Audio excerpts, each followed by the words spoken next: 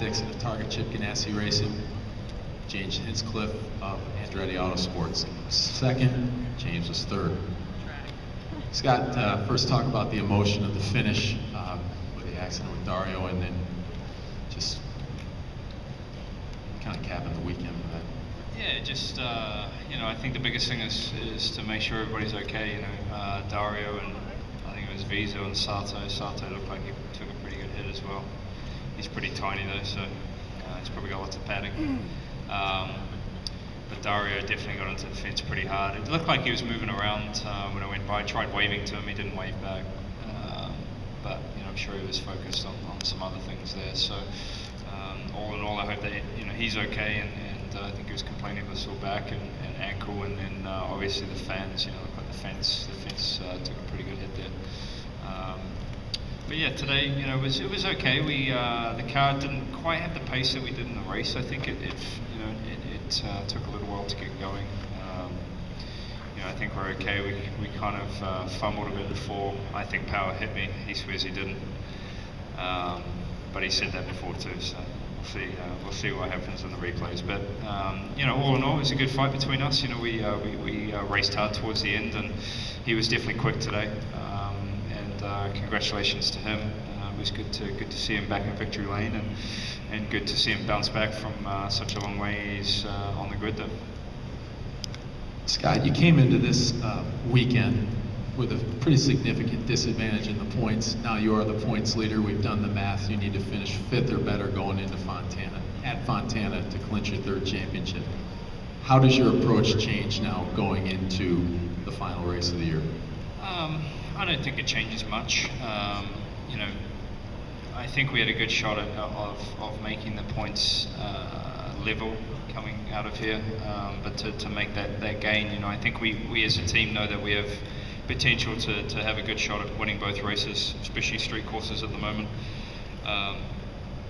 But you can never predict, you know, basically how the competition is going to be, or you know, the problems they may have, and you know, I feel bad for Elio. With the weekend that he had, you know, I think you see at championship, you see most of the championship contenders have problems throughout the year, and he's been pretty consistent throughout the year up until now.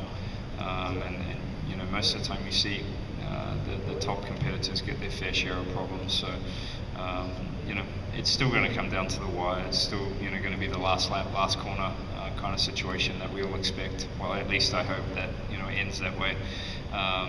You don't want somebody crashing up on like lap 3 or even midway through the race. But you know, the Chevys we know are strong at the big ovals, definitely speed-wise. I think both engine manufacturers have got some updates for Fontana, so we'll probably see a lot of grid penalties before the race. And you know, it's going to be a fun race. You know, we've got a lot of work to do, but we've got to go in with the mindset of trying to win the race. You know, if you can do that and be in the top 3 on the podium, then, you know, job accomplished. Hinch, a podium finish is always satisfying, but how much more satisfying is this one for you, considering yesterday? Yeah, I mean, you know, I'm really glad this was a doubleheader and we got a chance to redeem ourselves, because obviously yesterday didn't go, I'm not going to say not go quite as planned, didn't go anything close to planned. And you know, it was a solid race. You know, we started 8th and we picked some guys off. Some guys had problems, but you know, at the end of the day, when we cleared some cars there, we had decent pace. Not quite up to the par of Scott and Will. They were the class of the field for sure. But keeping guys like Justin Wilson and Sebastian Bourdais behind you on the street circuit, you know, we're doing something right. And guys were good in the pits, and you know, we called the strategy right, didn't get caught off by any yellows, and it's just it's great to have the pink GoDaddy car, especially back up on the podium. You know, because one-off livery and cool organization to be supporting the National Breast Cancer Foundation there, and you know, just to kind of echo what Scott said, we're all thinking about Dario. You know, we're hoping that he's not too bad and that, you know, he'll be fighting fit for Fontana. And it's you know, it's a tough race for sure. I feel for these guys that had to do it twice. Luckily, I was a little bit fresher. You know, my hands aren't too bad,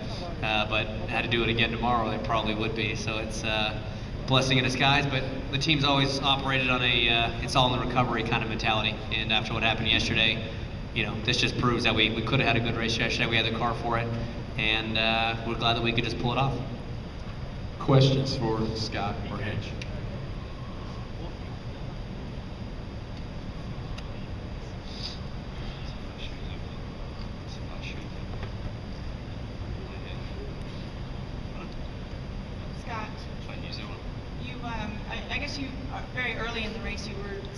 Elio was shooting the oil out of his car. How difficult was that for you, first of all? And then when he did go out of the race initially, what does your mindset then become? Because now you kind of take over the championship race and it becomes yours. So I know it probably doesn't affect the way you're racing, but you know, what does that do to your mindset? First thing was that I was glad I was not getting oil all over me all the time, and I didn't have to change a tear off every half lap. Luckily they put a bunch on my helmet for some odd reason for a street course, but yeah, it was pouring out of that car, even under yellow. I don't know what happened to it. I know he it was probably on the second restart after the initial start.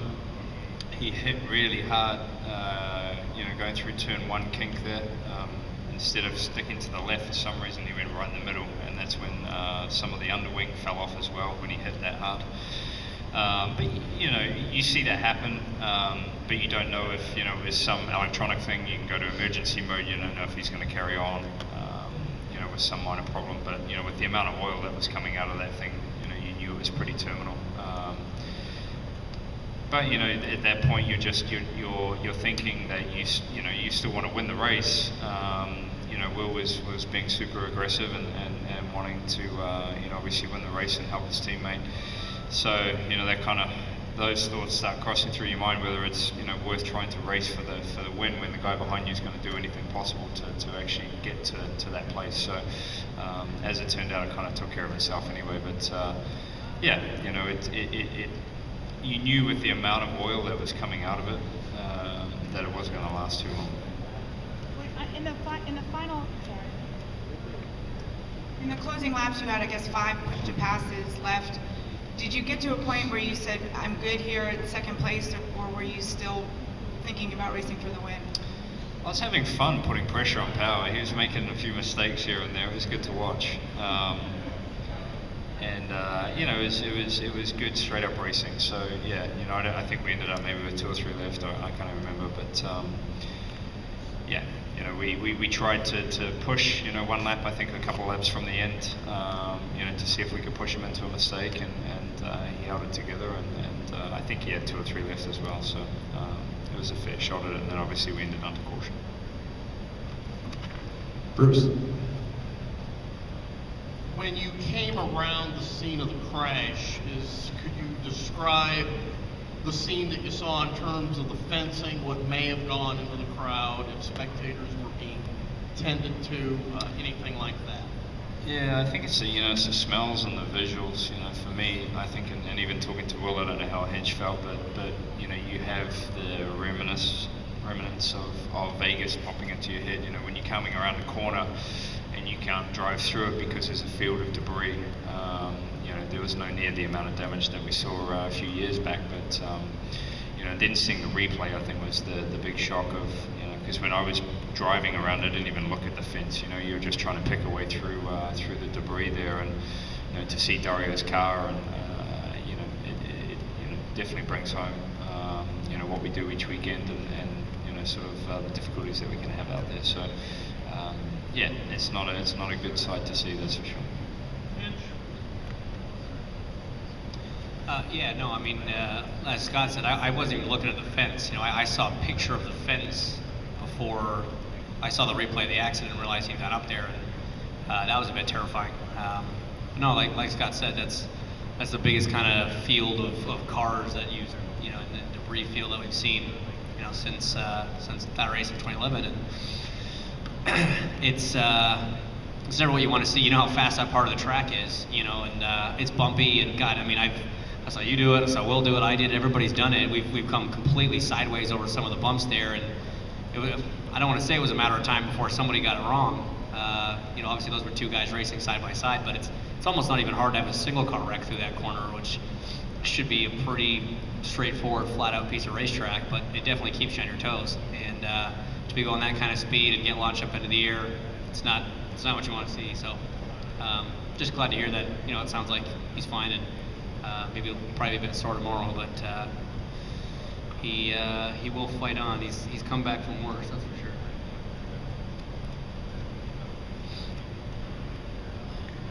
Scott, they were saying that,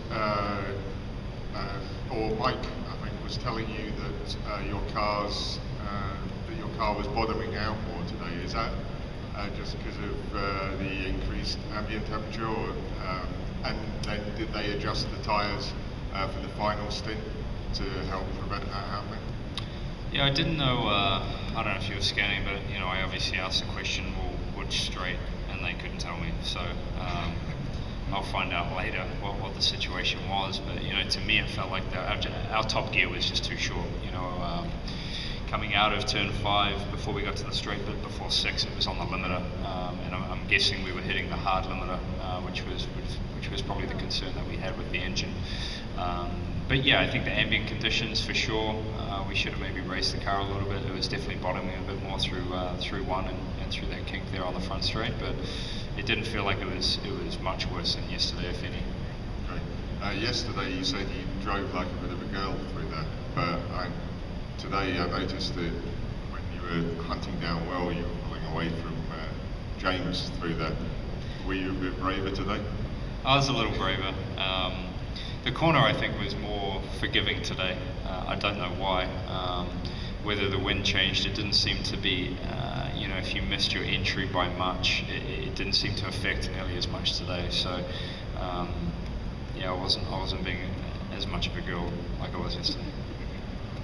For the record, a girl finished on the podium yesterday, so I'm not quite sure what that reference means. Amateur, obviously.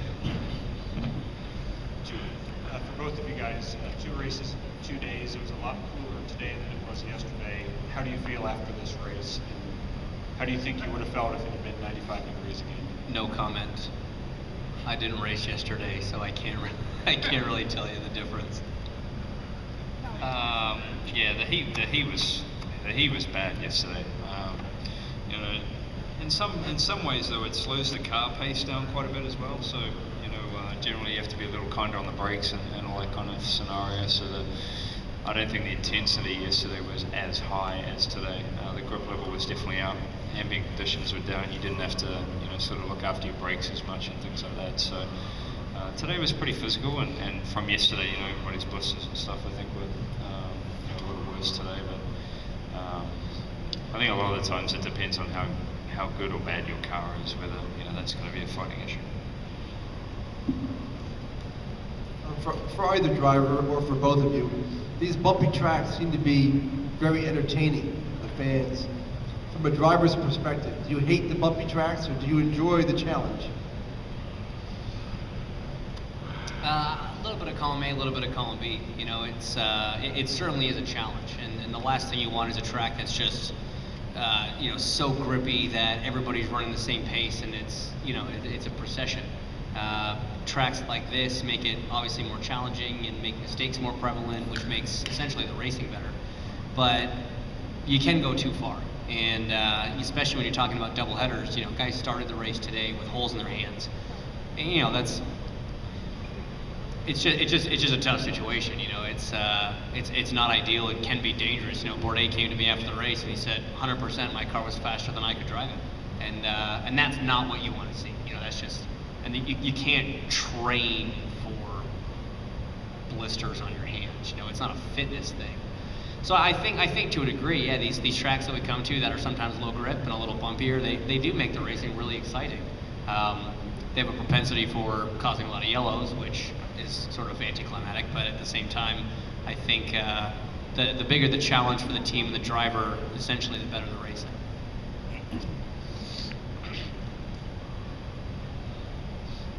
Scott, did you wake up today when they said that they were going to do this lineup based on points and sit there and think, LAO, he kind of lucked out because he's going to get the start on the pole because it's going to be based on points? And then how much did that change when you saw him drop out of the race? Well, yeah, I don't know. We went through the pole award and everything this morning, and then I don't know. I thought by the end of this morning they were probably going to have us starting last or something. So, it is what it is. It was kind of a big confusion between what an event is, what a race is, when you take the points from the start of the weekend or if you take it in the middle, whatever. So yeah, it was a little confusing this morning, and we started off the front row, which was still a good starting spot. Preferably, I think we should have started from yesterday's qualifying. That would have been better for us. But yeah, it was. I think they should have just inverted the finishing order from yesterday because that would have Well, spiced things up a little. They should have gone off finishing order maybe yesterday, not inverting it. But yeah, it was. And then when I saw Elio's thing, you try to block that stuff out, because strange things can happen, and if you rely on people having DNFs, then you might change up what you're trying to achieve on them. James, because you're drinking out of that big bottle, I'm going to try to ask you this. TK was the first domino to fall. Everybody's waiting for you to see what you're going to do. When would you like to have a decision made, and what is your gut telling you at this stage? My gut's telling me to take it easy on the champagne. No, obviously it'd be nice to have something done in time for the last race of the year and know what you're doing going into the off season. But at the end of the day, we have a couple things in the works, and if any of them come together, I'm a very lucky guy. So it's an interesting, it's a new kind of position that I find myself in. I'm not in a rush. There are still some things that need to fall into place, so I'm not, I don't feel the need to sign something tomorrow to make sure I know that, I'm going to be in a car. I need to make sure that it's the right decision and it sets me up for the future. You can't think short term in this. So, like I said, there's still some things in the air that need to fall into place, but if something was in line from the last race, that would be awesome. While everybody's still around and cares enough to hear the announcement. But no, it'll get done in the not too distant future, and hopefully it's an exciting thing that can keep me racing cars for a little while. You don't want to sell insurance? I don't want to sell insurance. No, I'm not a very good salesman. I could be a pizza delivery driver, maybe. Question for both of you. What would you say, kind of touching on what Mark said, what would you say was a key to why there were so many passing places? Because there are a lot of people complaining that there wouldn't be. And there was a lot of passing again. Was it just because of the low grip surface or mistakes or gearbox or brakes running out or something like that? Over here, Scott. Probably mistakes, I think. And restarts are always an eye-opener for depending on how much pickup some other car had, or how much they were struggling on restarts with low pressures and things like that. So I think that's when you have a really bumpy circuit and some tricky corners like turn 3 where the grip is really low. It sets up for a good passing opportunity into 4. So most tracks, I think once you get through a race distance, there tend to be quite a good couple of passing spots, but it depends. Once you get cars that are quite even and equal, it's quite hard to pull it off. Unless you really get game to maybe have some sort of contact, and whether you want to do that or not. I think Firestone deserves a lot of credit too. I've always loved this multi-compound racing, and we saw some guys have a lot of struggles on the reds. I know I capitalized on some guys passing in places that you probably shouldn't be passing just because their reds were falling off. So the challenge of having a car that not only is quick but can conserve both kinds of tire is tough. So they deserve a ton of credit for the way the racing is and has been the last couple of years. We'll take one more right here from Marshall for Scott. Dix, what was different with your car today from yesterday? It seemed like you had a lot of apex and exit oversteer. I shouldn't say a lot of oversteer, but you had that quite often throughout the race. It seemed to be the place where Will could pull out just a tiny bit. It was probably my heavy right foot. I don't know. I was just trying to keep up, man. I don't know. It's hard when you get close and you're trying to you obviously lose a fair bit of ground, downforce when you're behind somebody. We didn't change the car at all today, so it's barely changed actually from the start of the weekend. I think actually I don't even think we moved right heights. We changed and tried a couple of things, but came back to pretty much how the car rolled off the trailer. So it's always nice when you have a predictable car like that. But yeah, I think had we had some more practice and things like that, we could have worked on a few things. But throughout the weekend, the cars pretty much stayed the same. very similar. Okay, Scott, Hinch, thanks so much for your time. Thank Nice you. race. See you in Fontana. We have our winner, Will Power from Team Penske. This is Will's second victory of the season. He won at Sonoma in August. It's his 20th career IndyCar win. Will, congratulations. Talk about your race today, the move you made to get past Scott there in turn 3 on that restart. Yeah, it's I could see that. Yeah, I mean, the restarts are slippery anyway, but I could see that, you know, he was struggling a little bit, having moments everywhere in the apexes of the corner. He had a big moment in 3, so I got a good run. Went up the inside of him in 4, so you know, from there it was just a matter of trying to keep him behind. I mean, you know, I was pushing as hard as I could. He was still staying there. At the end there, when I went, you know, full ridge, I was able to pull a little gap. You know, I think it was like a tenth or a couple of tenths quicker than him a lap. So, you know, I was able to get that gap and win the race. Talk about the difference in the weather. Yesterday, really hot, really humid. Today, rain in the morning, maybe washed off some of the rubber, a lot cooler. How did that change the performance of the car? Actually, it wasn't that different. You know, tires went you know, degraded in the same way.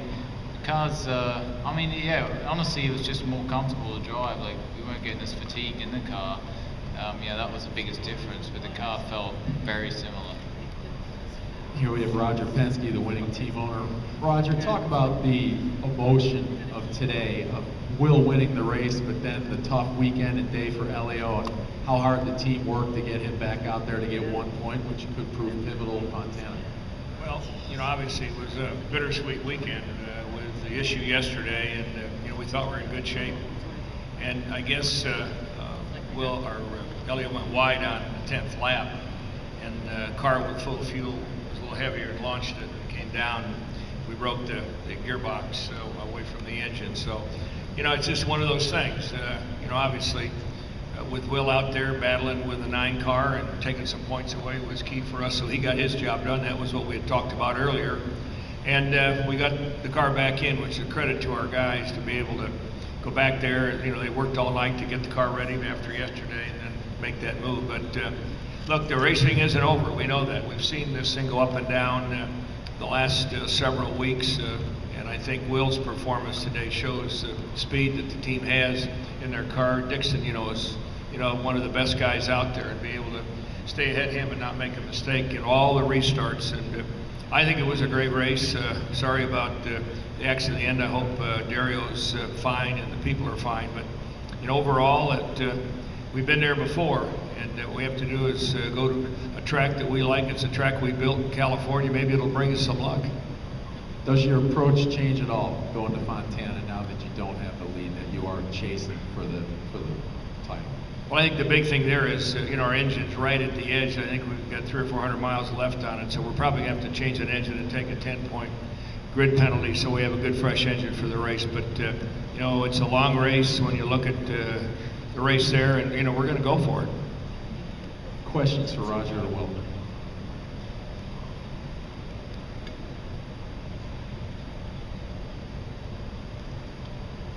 Well, what did you see when you went through the scene of the crash in terms of, you know, the damage to the fence, what was being done to the spectators in the grandstands, if you noticed any of that as you were going through there? Scott Dixon said it reminded him a lot of Vegas. Yeah, actually, I mean, I just saw, I didn't see he'd actually got up into the fence. I mean, I just saw Dario's car and him sitting in it, you know, with a lot of damage. And yes, you know, that's what it reminded me of, and I hate seeing that. And, you know, man, it's, you know, something we try to keep these cars on the ground. I think that they've done a great job with the floor, where now we can hit, we don't interlock wheels, and I think that's prevented a lot of accidents in the last 2 seasons. But obviously, you need to have a good look at how he got up there, and you know, main thing, I mean, I hope he was all right. Someone told me out there that he's, you know, got a bit of back pain and a sore ankle, but he's all, you know, he's talking and all that, so that's great to hear. Questions for Roger or Will?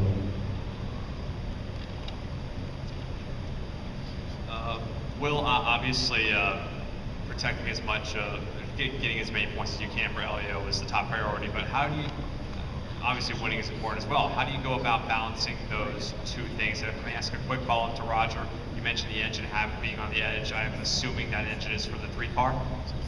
Yes, yeah, that's, you know, you have to change engine after a certain time where you can take a 10 grid penalty, which we'll do on the 3 car, correct? That's the plan right now as far as I know. Yeah, you know, today my plan was obviously to try beat Dixon, or just do the best I can, try beat Dixon, and you know, obviously you saw what happened with Elio, very unfortunate. Going into Fontana, I mean, it's all about, you know, Elio winning the championship, whatever I can do. You know, obviously, you know, Elio needs to win the race, and I need to be somewhere in between him and Dixon. So that's what we're aiming for. Over here on the right, guys.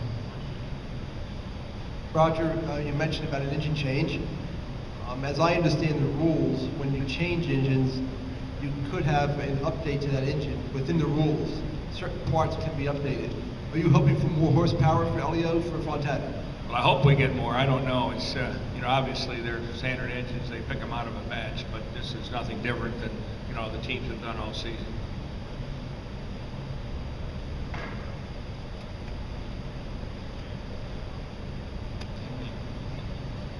Jenna. First question's for Roger. You said on lap 10 you thought the problem happened with Elio. Dixon had been complaining for many laps that he was shooting oil out, and he thought he saw it happen under yellow after the first aborted start. You don't think that had... Well, it could have. You know, we'd have to go back and look at the telemetry, but on that lap, when the car hit the ground, something came out underneath it. So I think it broke something out of the back, and at the same time, you know, there was so much force because you know, he was running fine. I know that I heard they were talking about some oil coming out, but we'll look at the telemetry, I know, but there was definitely a big impact, you know, on lap 10. Is it strange to you that in this season where Elio had been the only driver to complete every lap, that he has bad luck in 2 days in a row? It doesn't make sense, does it? You know, as far as I'm concerned, our guys have done a terrific job. You know, the reliability and durability, that's what it takes. You know, at Dixon's had some bad luck, but when it's time to go, they know how to make it happen. And you know, we'll just have to see what happens at the end. Look, Elio's done a great job, and it's a disappointment. But you know, the fact is, it's a little bittersweet with Will winning the race, and he did what he had to do. He was aggressive at the beginning. He started, you know, back at 9th or 11th, and came up and was battling there right away. So to me, the cars had speed. It's just we didn't execute with the 3 car. And then for Will, I asked Dixon sort of as the race went on, and he got to a point maybe he should just settle for second place and take the points. And he said, I was having fun messing with Will there at the end, trying to force him into making a mistake. Did you sense that out of him? And what's kind of going on between the two of you lately? It seems like, you know, there's a little bit of a back and forth. Yeah, I mean, it seems as though we're battling every weekend. I mean, Sonoma, Baltimore this weekend. So he's just, you know, he's very quick, and yeah, at the end there, actually, I was probably screwing with him a bit because I thought Tim said 1 to go, and it was 3 to go, or 4 to go at that time, and I backed up, and he got close to me, and then I pulled a gap again when I realized it's 3 to go. But he's like, I've never driven so hard these last 3 races or these last 3 weekends that we've had. You know, battling with him, it's just been absolutely flat out. You know, not really any fuel save. We've just been going at it, and you know, equally as quick. He's, you know, we give each other respect. Obviously, what happened at Baltimore was, you know, bloody unfortunate. You know, we've raced together for, you know, quite a few years and never had incidents. That's the first one. So, yeah, I mean, he's first-class driver. Enjoy racing him. And, you know, he's very, very, very quick. David over here. Well, yes, I didn't get a chance to ask you about this yesterday, but your strengths compared to Scott's strengths yesterday and today around the track, seems like you were having a struggle in that left-hander beside the Astrodome, and then and so he'd pressure you, and then the Chevy power seemed to take you away from him around the sweeper, and then you would pull out a gap also coming onto the front straight. Is that what you sensed? I could see that you know, he's very quick into that left-hander. That was my weakness, and you know, following him, I was able to today work out where I was weak, and then I added all that together at the end there, and was able to pull a couple of tenths a lap. Plus, you know, we were in the middle there. I was kind of conserving fuel to make sure I go a lap longer to get him, but obviously that didn't work out. So, you know, when I had to go, I think I could put a tenth or 2 tenths on him a lap if I really had to. And that's like qualifying every lap, you know, that's what it felt like. And Roger as well, I wanted to ask you, certainly over the last two seasons, Will's pit crew, they make very few errors now. Was there a major change around, certainly at the start of this season? Because, I mean, under pressure, they seem to be pretty flawless today. Well, Matt Johnson, you know, was a crew chief that moved to Will's car this year, and the team is, you know, a great group of guys. I worked with them for a number of years, and I think that when it was time to go here today, you know, they had 2 great stops.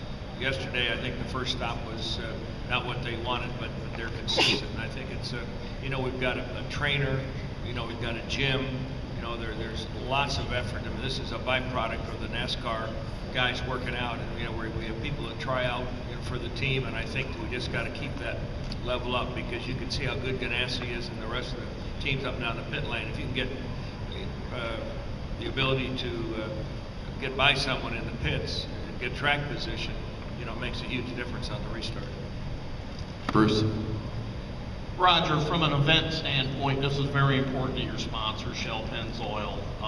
Mike Lanigan's crew overcame a few challenges throughout the weekend. It seemed to be very well attended. How did you assess the event?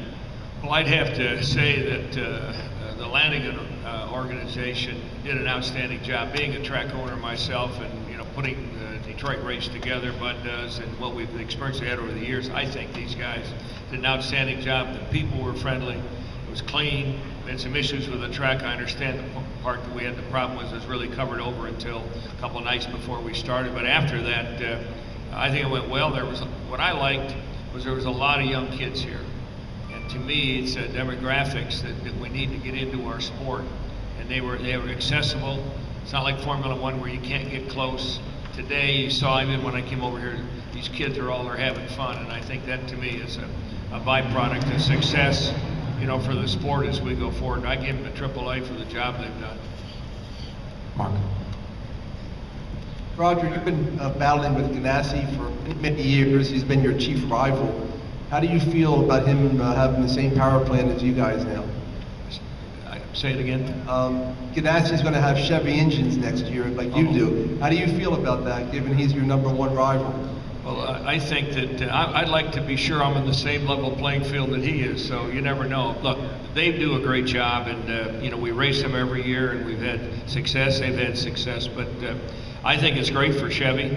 You know, he's involved with them in NASCAR, and the ability for him to come over here and join the Chevy camp, I think, is a great move. Any more questions for either Roger Penske or Will Power? Gentlemen, thank you for coming in. Congratulations on the victory today.